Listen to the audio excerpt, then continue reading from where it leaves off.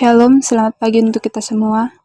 Kita bersyukur pada saat ini di mana masih boleh merasakan kasih setia Tuhan melalui kehidupan dan waktu yang Tuhan masih berikan kepada kita semua. Mari Bapak, Ibu, dan saudara-saudara yang sama-sama dikasihi Tuhan, mari kita tinggalkan segala kesibukan kita, kita persiapkan hati dan pikiran kita untuk mendengarkan firman Tuhan pada saat ini. Pembacaan kita pada saat ini terambil dari Kisah Para Rasul 10 ayat 1 sampai ayat yang ke-16. Kisah Para Rasul 10 ayat 1 sampai ayat yang ke-16. Sebelum kita membaca serta merenungkan firman Tuhan, mari kita minta kekuatan dalam doa, kita berdoa. Ada ungkapan syukur yang boleh kami rasakan bersama-sama pada saat ini ya Tuhan, di mana nyata ya Tuhan Engkau telah menyertai kami dari semalam lamanya telah kami lalui, dan pada saat ini Engkau membangunkan kami di pagi yang indah ini. Dan pada pagi ini ya Tuhan kami akan mendengarkan serta merenungkan firman-Mu. Mari Tuhan Engkau menguasai kami dengan Roh Kudus-Mu, sehingga kami boleh mengerti akan firman-Mu yang kami akan perdengarkan dan dengarkan pada saat ini ya Tuhan. Mari Tuhan Engkau memberkati hati dan pikiran kami, sehingga kami boleh menyimak dan boleh mengaplikasikan dalam langkah kehidupan kami. Inilah ungkapan syukur kami ya Tuhan, dalam nama Tuhan Yesus kami telah berdoa. Pembacaan kita pada saat ini terambil dari Kisah Para Rasul 10 ayat 1 sampai ayat yang ke-16. Kisah Para Rasul 10 ayat 1 sampai ayat yang ke-16. Firman Tuhan, di Kaisarea ada seorang yang bernama Cornelius, seorang perwira pasukan yang disebut pasukan Italia. Ia saleh, ia serta seisi rumahnya takut akan Allah, dan ia memberi banyak sedekah kepada umat Yahudi dan senantiasa berdoa kepada Allah. Dalam suatu penglihatan, kira-kira jam 3 petang, jelas tampak kepadanya seorang malaikat Allah masuk ke dalam rumahnya dan berkata kepadanya, "Cornelius." Ia menatap malaikat itu dan dengan takut ia berkata, "Ada apa Tuhan?" Jawab malaikat itu, "Semua doamu dan sedekahmu telah naik ke hadirat Allah, dan Allah mengingat engkau. Dan sekarang, suruhlah beberapa orang ke Yope untuk menjemput seorang yang bernama Simon dan yang disebut Petrus. Ia menumpang di rumah seorang penyamak kulit yang bernama Simon, yang tinggal di tepi laut." Setelah malaikat yang berbicara kepadanya itu meninggalkan dia, dipanggilnya 2 orang hambanya beserta seorang prajurit yang saleh dari orang-orang yang selalu bersama-sama dengan dia. Dan sesudah ia menjelaskan segala sesuatu kepada mereka, ia menyuruh mereka ke Yope. Keesokan harinya, ketika ketiga orang itu berada dalam perjalanan dan sesudah dekat dengan kota Yope, kira-kira pukul 12:30 hari, naiklah Petrus ke atas rumah dan untuk berdoa. Ia merasa lapar dan ingin makan, tetapi sementara makanan disediakan, tiba-tiba rohnya diliputi oleh kuasa ilahi. Tampak olehnya langit terbuka dan turunlah suatu benda berbentuk kain lebar yang bergantung pada keempat sudutnya, yang diturunkan ke tanah. Di dalamnya terdapat berbagai jenis binatang berkaki 4, binatang berjalar, dan burung.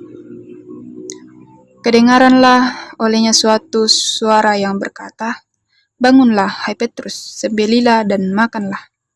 Tetapi Petrus menjawab, "Tidak Tuhan, tidak. Sebab aku belum pernah makan sesuatu yang haram dan yang tidak tahir." Kedengaran pula untuk kedua kalinya suara itu berkata kepadanya, Apa yang dinyatakan halal oleh Allah, tidak boleh engkau nyatakan haram." Hal ini terjadi sampai 3 kali dan segera sesudah itu terangkatlah benda itu ke langit. Amin. Orang tua serta saudara-saudara yang sama-sama dikasihi Tuhan, dari pembacaan kita pada saat ini diberikan sebuah tema, yaitu kesalehan dan berhati tulus. Kesalehan dan berhati tulus. Ketika kita menyimak dari bacaan kita pada hari ini, kita telah menjumpai seorang tokoh Alkitab yang bernama Petrus dan Cornelius. Bacaan kita pada hari ini mengisahkan tentang kejadian di Kaisarea, tempat pekerjaan Roh Kudus yang luar biasa. Seorang yang bernama Cornelius, yaitu seorang perwira pasukan yang disebut pasukan Italia. Kornelius dan seisi rumahnya takut akan Allah dan senantiasa berdoa. Dikatakan dalam pembacaan kita bahwa Kornelius mengalami suatu penglihatan di sekitar jam 3 petang, di mana ada seorang malaikat menghampirinya dan menyuruhnya untuk mencari Petrus. Nah, Petrus ini adalah orang yang ditugaskan untuk memberitakan Injil kepadanya. Itu sebabnya malaikat menyuruh untuk mencari Petrus. Hal ini terjadi karena Allah mendengar doa-doa Kornelius dan Allah selalu memperhatikan kesalehan Kornelius. Namun kesalehan Kornelius bukanlah suatu yang Tuhan abaikan. Kesalehan tidak dapat membawa manusia kepada keselamatan, tetapi tidak bisa dilepaskan dari syarat seorang menjalani hidup beriman yang sejati. Iman tanpa adanya kesalehan adalah iman yang palsu. Demikian juga kesalehan tanpa iman yang tidak akan membuat seorang diperkenan Allah. Kornelius tidak mungkin dapat menjadi umat Allah dan diselamatkan oleh Allah jika dia tidak percaya kepada Kristus yang telah mati dan menebus dosa manusia. Kornelius menjadi contoh yang begitu baik tentang kehidupan atau ketekunan hati dalam mencari Tuhan. Nah, orang tua serta saudara-saudara yang sama-sama dikasihi Tuhan, biarlah kita belajar untuk memberikan perhatian yang sungguh-sungguh terhadap kesalehan kita. Sudahkah sikap hidup kita dan isi hati kita yang kita miliki benar-benar telah mencari Tuhan? Ketika kita kembali dalam kehidupan kita, dan mari kita renungkan bahwa Tuhan tidak mungkin membiarkan orang-orang yang tulus hatinya dalam mencari Tuhan. Sebenarnya, ketulusan hati itu sendiri terjadi karena Tuhan yang menggerakkan orang itu untuk mencarinya. Dan setiap orang yang digerakkan Tuhan untuk mencari Tuhan akan menemukan dia melalui Kristus. Tuhan tak akan membiarkan kita tersesat seterusnya. Tuhan akan memanggil dia pada waktu yang dia tetapkan. Demikian juga Kornelius, Tuhan tidak membiarkan orang tulus seperti ini berada dalam keadaan tersesat dan tanpa harap karena tidak mengenal Tuhan.